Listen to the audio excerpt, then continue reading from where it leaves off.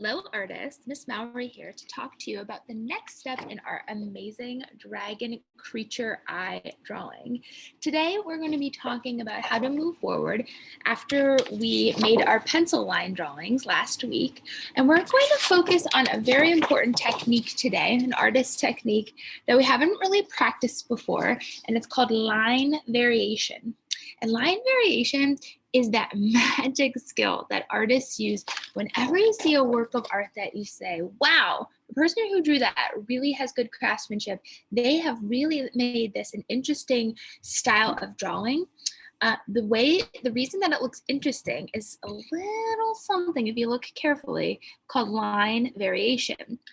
And line variation means taking a regular old line, right? Like a regular line you draw swiftly with a pen or a pencil, and making some parts of the line thicker and letting some part of the lines remain thin.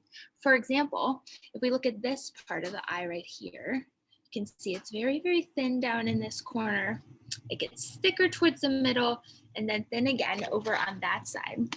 A really simple way to show you the difference, because a picture is worth 1,000 words, is this picture here of an apple. The first is a simple line drawing of an apple. It looks good, but arguably the second image of the apple looks a little more interesting because it's got that thickness on the edges that transforms back into thin.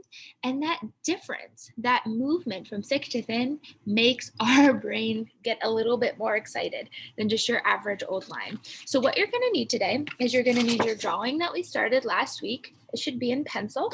And then you're going to need something thick to outline with, either a colored pencil. If you have a thick Sharpie, a regular Sharpie will work, or a pen. You can do line variation with any of those tools, even a crayon.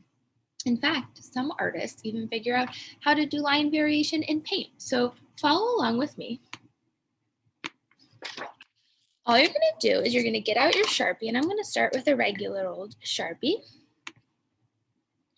And you're going to start going over your lines just like you regularly would if I would give you the direction, okay, let's outline.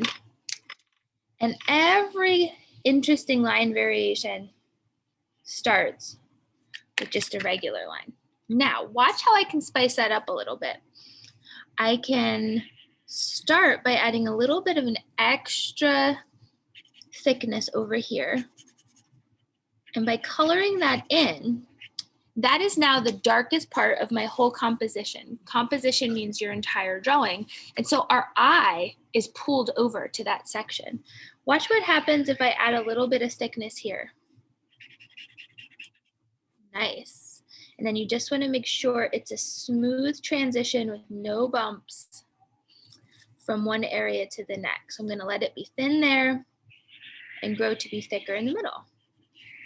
Man, already just after 10 seconds of working on this already looks a lot more eye-catching. Okay, so then another way you can do that is once you get to your shapes. So down here I made a few rectangular shapes on the bottom eyelid. What I can do here is make some of the corners thicker and then let this part fade back into thin. Can even put some little funky shapes in there. Ooh, I made that one a little bit wavy. And that little bit of unpredictability, the fact that this one looks a little bit different, but even though they're different thicknesses and thinnesses, it always remains very neat. So notice I'm not working super duper fast. I'm taking my time and I'm considering each shape to be its own little work of art. And when you put that much care into each little section, when you put that much care into making sure each line is very interesting, that's going to result in a really powerful work of art.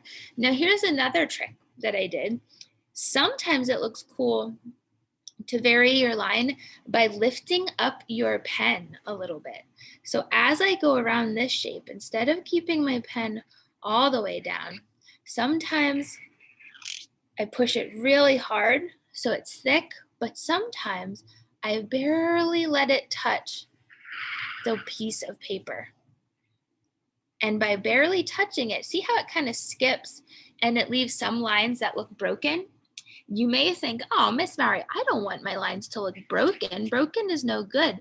But actually, a broken line is another way to add interesting line variation. All right, so if you're not sure which shapes you should do first, you can always go back to our PowerPoint connected to the analogous color creature eye and check out slides 14 and 15.